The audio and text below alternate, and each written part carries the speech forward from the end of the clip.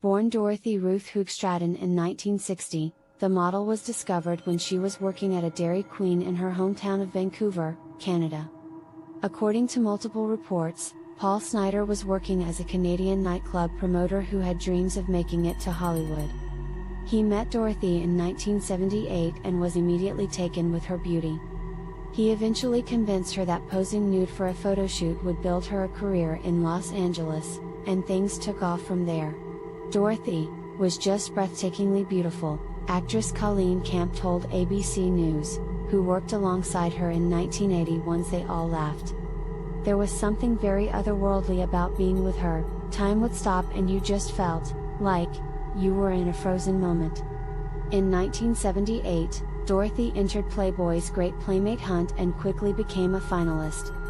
After Hugh Hefner saw her photos, she was invited to see the Playboy Mansion and what could potentially be in store for her. By August 1979, she not only became a Playmate, but had married Paul 2 months earlier.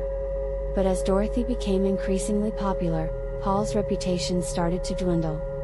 Her friends didn't like Paul's antics, and as November 1980 Playmate of the Month Gina Keogh told ABC News, he wasn't afraid to step out on his wife while at her place of work. He would be in the grotto trying to make out with other girls, and you have the most beautiful girl at the mansion, she told the outlet of the couple's relationship. It was around this time that Paul and Dorothy met Steve as he was starting to build the Chippendales empire.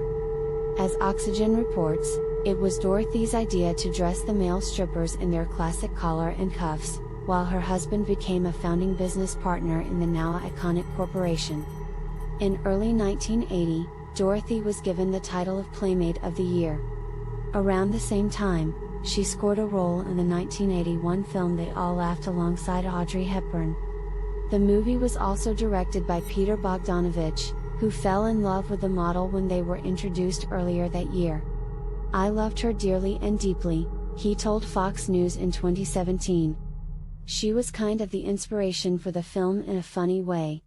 According to Newsweek, Dorothy and Paul's marriage was so rocky that she asked for a physical and financial separation in June 1980.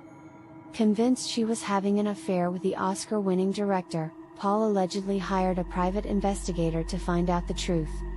Everything came to a head on August 14, 1980. Multiple reports indicated Dorothy met with Paul to discuss the final details of their divorce.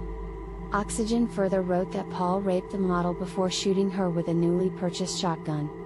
Shortly after the murder, he died by suicide.